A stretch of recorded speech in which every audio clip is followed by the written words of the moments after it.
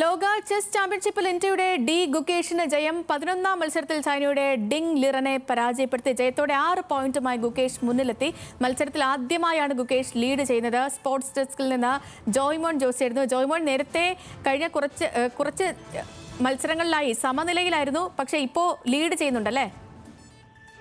അതേ സേതു, അതായത് തുടർച്ചയായ 7 സമനിലകൾക്ക് ശേഷമാണ് ലോക ചെസ് ചാമ്പ്യൻഷിപ്പിൽ ഒരു വിജയം കാണുന്നത്. അത് തന്നെ ഇന്ത്യയുടെ അഭിമാന താരമായ ഡി ഗുകേഷ് ആണ് ഇപ്പോൾ ചൈനയുടെ താരവും നിലവിലെ ചാമ്പ്യനുമായ ഡിങ് ലിറനെ പരാജയപ്പെടുത്തിയിരിക്കുന്നത്. അത് 11ാം മത്സരത്തിൽ 29 നീക്കുകൾക്കൊടുവിലാണ് ഡി ഗുകേഷിന്റെ ജയം എന്നത് മറ്റു ശ്രദ്ധേയമായ ഒരു കാര്യമാണ്. അതായത് തോൽവി മനസ്സിലാക്കിയ നിലവിലെ ചാമ്പ്യനെ ലിറൻ മത്സരം അവസാനിപ്പിക്കുകയായിരുന്നു. അതായത് ടൂർണമെന്റിൽ തന്നെ 2ാമത്തെ ജയമാണ് ഇന്ന് ഇപ്പോൾ സിംഗപ്പൂരിൽ വെച്ച് ഗുകേഷ് സ്വന്തമാക്കിയിരിക്കുന്നത്. അതായത് വെള്ളക്കരുക്കളുമായി ചതുരംഗ കളത്തിലിറങ്ങിയ ഗുകേഷ് നിലവിലെ ചാമ്പ്യനായ ലിറനെതിരെ ആധികാരിക ജയമാണ് സ്വന്തമാക്കിയത്. അതായത് ലോക ചാമ്പ്യൻഷിപ്പ് പട്ടത്തിലേക്ക് മത്സരിക്കുന്ന ഏറ്റവും പ്രായം കുറഞ്ഞ താരം കൂടിയാണ് ഗുകേഷ് എന്നത് മറ്റൊരു ശ്രദ്ധേയമായ ഒരു കാര്യമാണ്.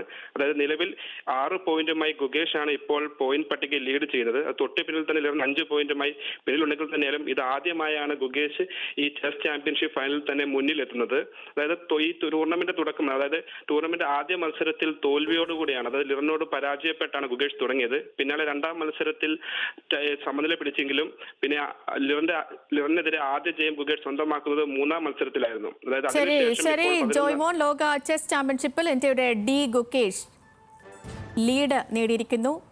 6 പോയിന്റുമായി ഇപ്പോൾ ഗുകേഷ് മുന്നിലാണ്. വിവരങ്ങൾ നൽകുകയായിരുന്നു ജോയ്മോൻ ജോസ്, സ്പോർട്സ് ഡെസ്കിൽ നിന്ന്.